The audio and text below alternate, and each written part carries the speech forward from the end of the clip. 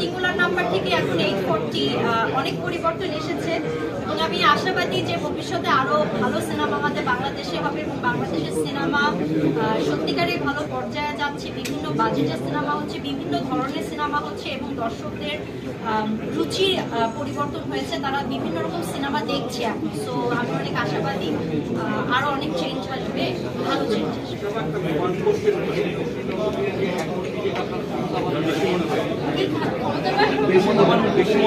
আমি তো সবসময়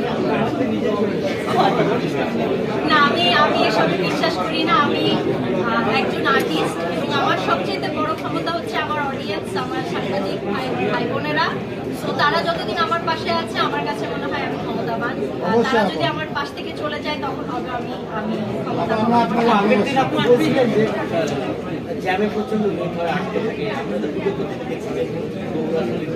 আমি এখনো জ্যামে আটকে আছি বিকজ এখনো আমার আসতে টাইম লেগে গেছে বিকজ অফ জ্যাম। সবকিছু মিলিয়ে আমি বলবো যে আমি খুবই পজিটিভ একজন মানুষ। আমি কখনো নেগেটিভিটিকে খুঁজি না বা দেখার চেষ্টা করি না। সব নেগেটিভিটিকে দূরে সরিয়ে আমি এতটুকু বলবো যে আমার প্রতি বছরই ভালো যায়, কারণ আমি ভালোর দিকে তাকিয়ে থাকি। যে সকল ভালো স্মৃতি আমার থাকে সেগুলোকে আগলেই আমি সামনে এগিয়ে যাই। 2024 ভালো গিয়েছে আলহামদুলিল্লাহ এবং আমি আশা করছি 2025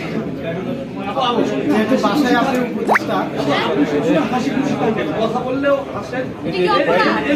সিক্রেট আছে কিনা আগে বলেন এটা অপরাধ।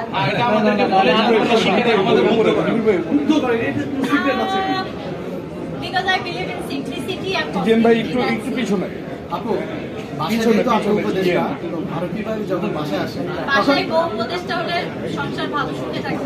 আপনি কি দেশের কি পরামর্শগুলো সমস্যাগুলো দেন যে ফারুকী ভাইকে দেশের সমস্যাগুলো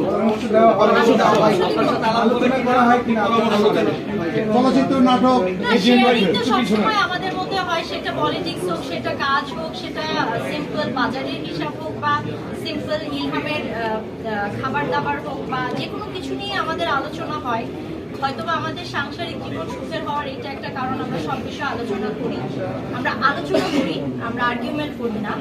সো এই আলোচনাটা আমার মনে হয় সব বিষয় নিয়েই হয়। স্পেসিফিক উপদেষ্টা হওয়ার কারণে যে দেশ নিয়ে এখন আলোচনা খুব বেশি হয় তা না, সবসময় যে কোনো বিষয় নিয়ে আমরা আলোচনা করতে স্বাচ্ছন্দ্য। অভিনেত্রী আসলে কি পরিবর্তন চান?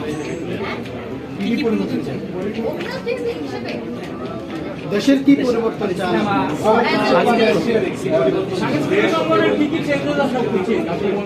আমার কাছে মনে হয় যে একজন অভিনেত্রী হিসেবে আমার এইটুকু মনে হয় যে এমন কিছু নিয়ম করা উচিত যেটাতে আমাদের যে সকল ইয়াং জেনারেশন আছে, যারা ইয়াং ডিরেক্টর আছে, তারা যেন স্বাচ্ছন্দ্যে ভালোভাবে সুস্থভাবে সিনেমা বানাতে পারে কোনোরকম বাধা বিপত্তি ছাড়া, এবং সেই সিনেমাটা প্রপারলি যেটা মানুষের জন্য ভালো হবে, দর্শকদের জন্য ভালো হবে, সেই সিনেমাটাও যেন এক্সিকিউট করার জন্য আমরা আপু সম্পূরক প্রশ্ন 4টা প্রশ্ন দিয়ে শেষ করবো। ছোট ছোট প্রশ্ন। প্রথম হচ্ছে অভিনেত্রী তিশার কাছে জানতে চাইবো যে মোস্তফা সরোয়ার ফারুকী পরিচালক হিসেবে কেমন এবং তার আর্টিস্টদেরকে কিভাবে ট্রিট করে বা তার আন্ডার তো দীর্ঘদিন অভিনয় করেছেন, সেই জায়গাটা প্রথমে জানতে চাইবো অভিনেত্রী তিশার। Mostofa Sarwar Farooki as a director হিসেবে ওয়ান্ডারফুল বিকজ সে তার আর্টিস্টদেরকে বোঝাতে সক্ষম হয় এবং সে খুবই ফ্রেন্ডলি আর্টিস্টদের সাথে কাজ নিয়ে দিতে পারবে, বের করে আনতে পারে। এটা অনেক ডিরেক্টর। প্রযোজক তিশার কাছে জানতে চাইবো পরিচালক ফারুকী কেমন আসলে? পরিচালক ফারুকী অনেক খরচ করে, খরচ কমাতে হবে। স্ত্রী তিশার কাছে জানতে চাইবো স্বামী ফারুকী কেমন আসলে? স্বামী ফারুকী ওয়ান্ডারফুল। সবচেয়ে বড় হচ্ছে যে বাবা ফারুকী ওয়ান্ডারফুল, আর স্বামী ফারুকী হিসেবেও তার খরচ কমানোর জন্য আর সর্বশেষ হচ্ছে একজন দেশের নাগরিক হিসেবে, একজন দেশের সাধারণ নাগরিক হিসেবে উপদেষ্টা ফারুকী কেমন আসলে আপনার দৃষ্টিতে?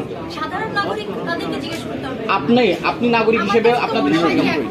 যতক্ষণ দিচ্ছি সে চেষ্টা করছে দেশের জন্য ভালো কিছু করার এবং এই জায়গাটা ঠিক থাকলে আলহামদুলিল্লাহ।